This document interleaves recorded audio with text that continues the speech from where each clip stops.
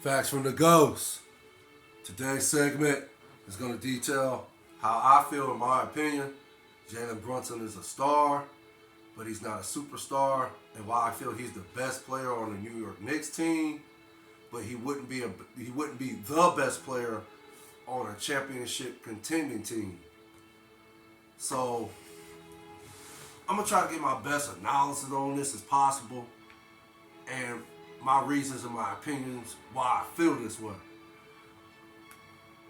And I'm gonna start off by just saying Jalen Brunson is a dog. He brings that intensity. He brings, he's the glue of the New York Knicks team.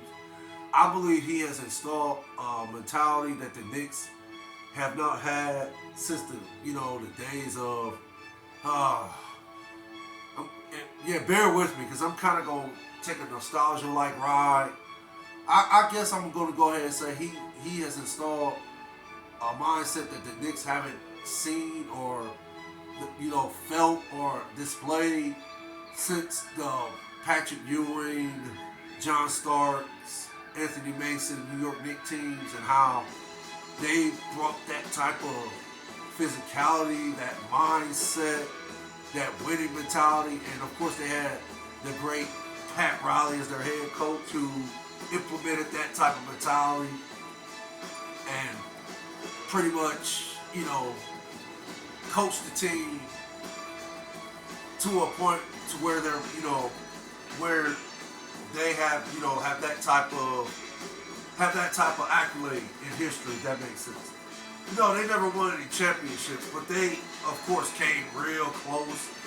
And especially in, the 94, 95, I believe it was I want to say it was the 94, was it the 90, maybe it was the 93, 94 season.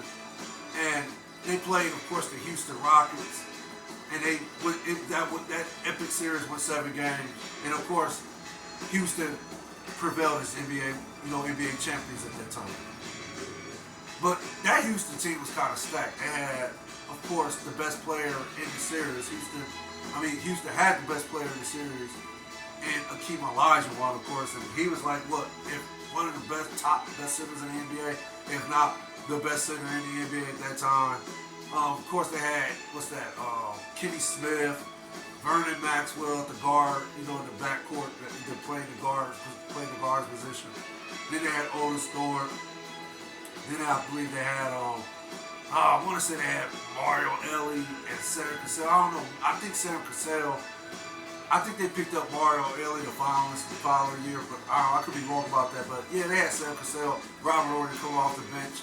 So the Knicks, the Rockets were stacked. And the Knicks were stacked also, but they, it just came down to Patrick Ewing and Akeem Olajuwon. And of course, Akeem Olajuwon was the best center in that series. And he proved it, showed it, ended up getting MVP of the series, ended up hosting the NBA on finals trophy and so forth. So that's my brief nostalgia-like moment as regard to Knicks. Now, today's Knicks, I don't think Jalen has installed that type of mentality, but it's pretty close, if that makes sense. Now, keep in mind, before Jalen Brunson was signed the all season of last year, the Knicks were the laughing stock of the NBA. Let's just be real about this. They were, the punchline to a joke.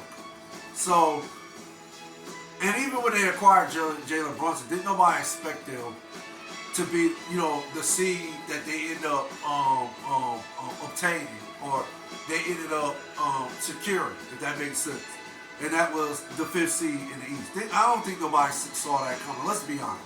I don't think the ceiling for the Knicks was that high. I think worst case scenario, an 8th seed was in their future at that time when they signed Jalen Brunson. Now, okay, here we are.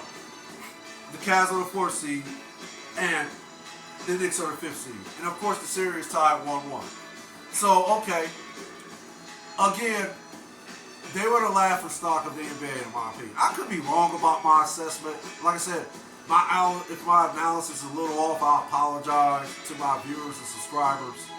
I'm trying to give the best analysis I can. I'm really actually going off the top of my head with a few notes that I written down regarding Jalen Brunson and why I feel he's a star player, not a superstar, and why he's the best player for a Knicks team, but he would not be the best player on a championship team in my opinion.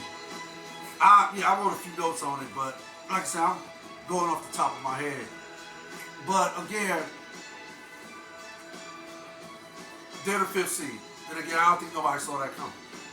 Now what's going on is these New York Knicks fans, and by any means I'm not disrespecting anybody from New York, but I just think the hype about the Knicks are a little excessive.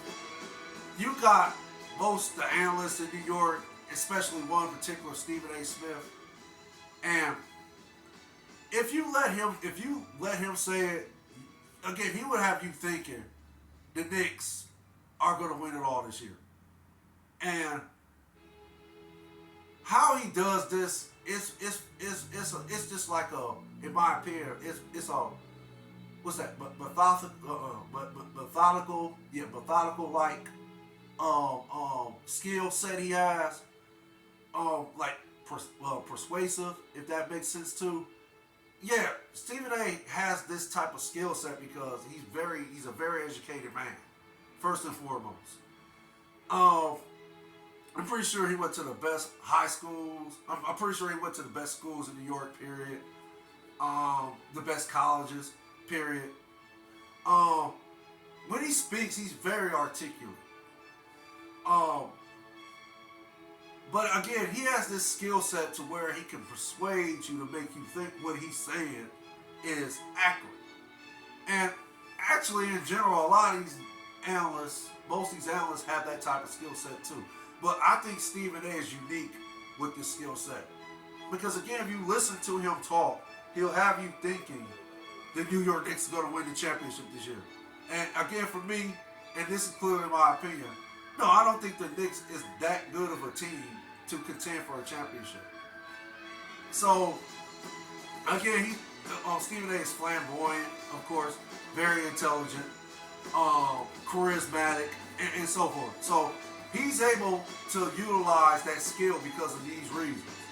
But again, yeah, just because you have this type of skill set and you have this ability to persuade most people to think that this team is going to win a championship, that does not necessarily mean you are accurate, if that makes sense.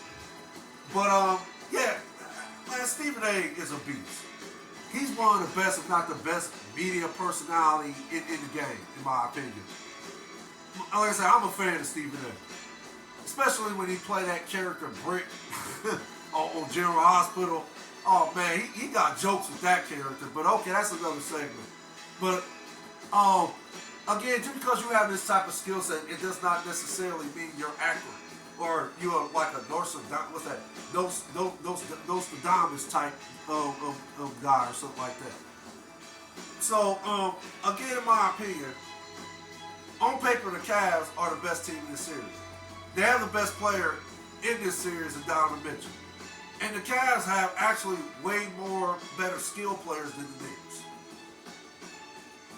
The issue for me is, and why I think the Knicks even have a chance to advance to the second round, and I said this in my very first segment, it's the experience. It's the experience. Can the Cavs, they did prove in game 2 they can match that physicality. But, okay, going up there in New York, let's be honest here. That crowd, like I said in my last segment, it's going to be hostile. They're going to be belligerent.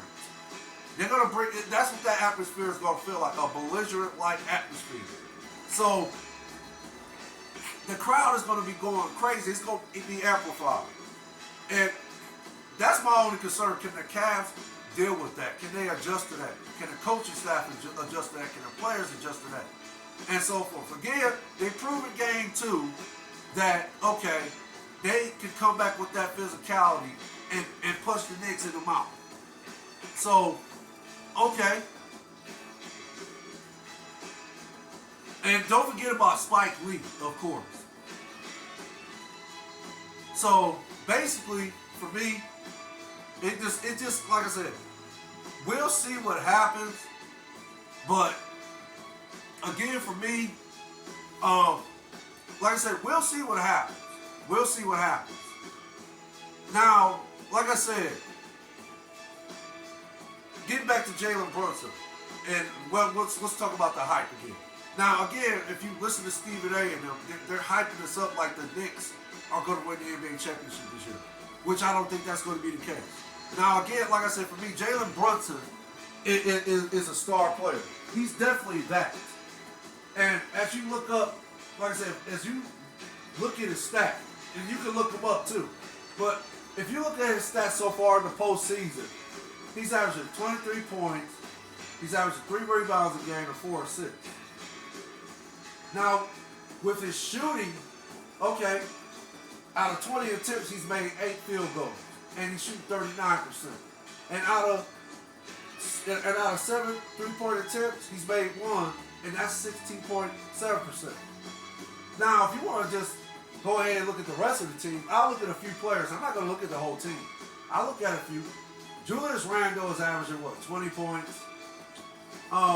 He's shooting 37.5%. Josh Hart is, I believe he's averaging, oh man, what is he averaging? I want to say, I'm sorry about that. I want to say he's averaging, okay, he's averaging 11 points a game, and he shoots 71.4%.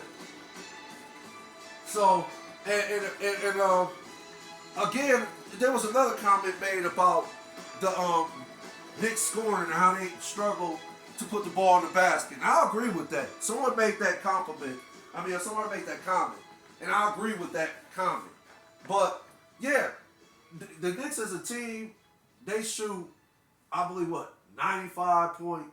I'm sorry, as a team scorer, they're averaging 95.5 points a game. And I believe as a team, now as a team shooting, I believe, as I'm looking at these stats, I believe as a team, they're shooting 39.5% as a team, and they're shooting, make sure I get this right, 25.9 from the 3-point line. So, yeah, they have a hard time putting the ball in the basket. Of course, they struggle to do that. And, of course, the Cavs are clearly the better team in doing that. The Cavs have, I like to think they got at least 4 efficient scorers.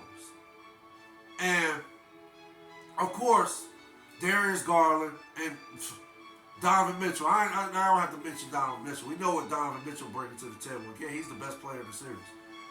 If that tells you right there, just me alone saying that should basically let you know what type of player this guy is, Donovan Mitchell.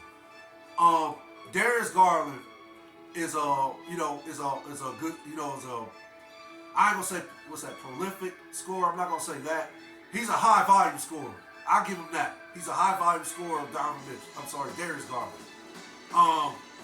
Okay, Karis LeVert, he can score. He can put the ball in the basket, but he's very inconsistent. So is J.D. Osmond. He can put the ball in the basket, but he's inconsistent. As far as Evan Mobley, oh man. Evan Mobley can score, play defense, and rebound the ball.